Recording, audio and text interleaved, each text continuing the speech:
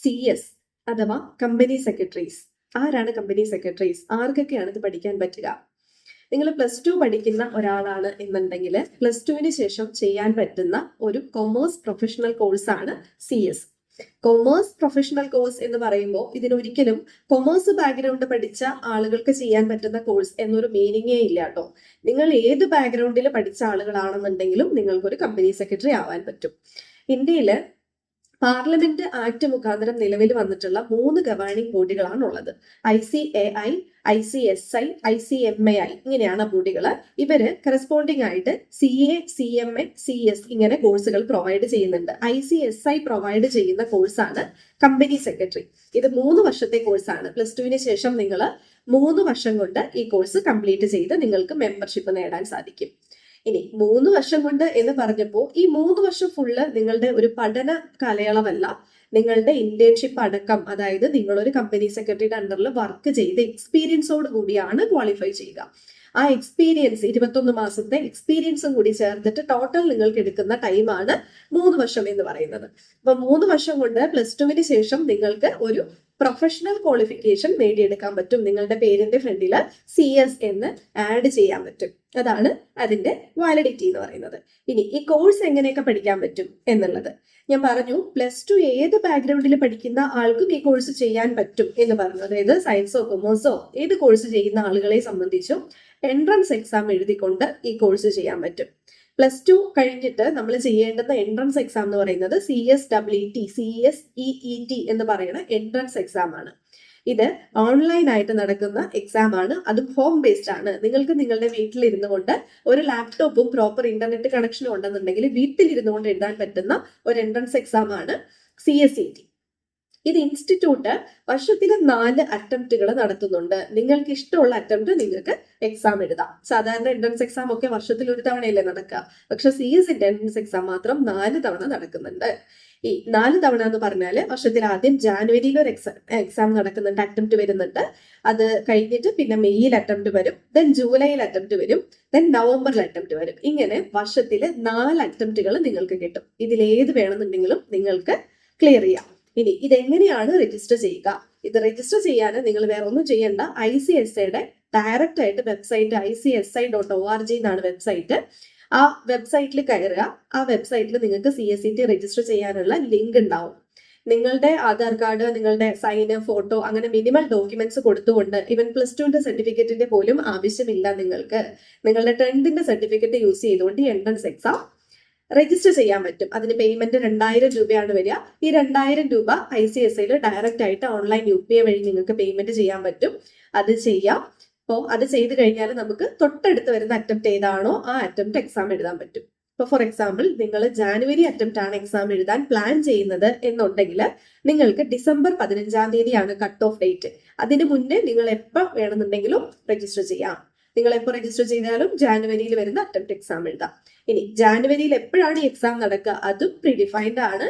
Exam നടക്കുന്നത് second സാറ്റർഡേസിലായിരിക്കും. ജാനുവരിയിലാണെങ്കിൽ ജാനുവരി സെക്കൻഡ് സാറ്റർഡേ, മെയ്യിലാണെന്നുണ്ടെങ്കിൽ മെയ്യിലെ സെക്കൻഡ് സാറ്റർഡേ ആണ് എക്സാം നടക്കുക. ഓൺലൈൻ ആയിട്ടാണ് എക്സാം നടക്കുന്നത്.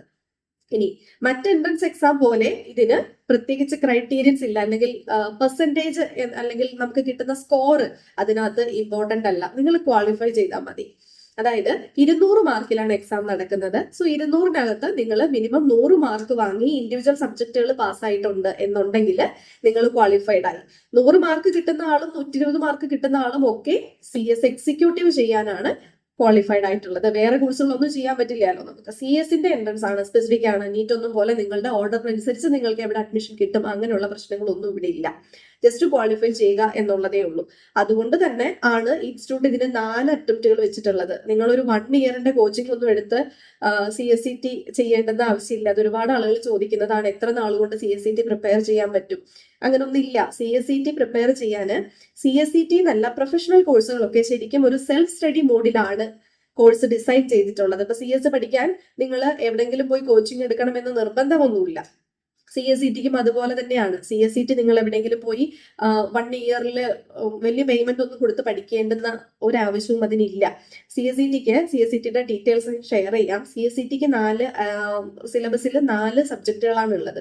ഈ 4 സബ്ജക്റ്റിൽ നിന്ന് ഓൺലൈനായിട്ട് MCQ ആയിട്ടാണ് ക്വസ്റ്റ്യൻസ് നമുക്ക് വരിക.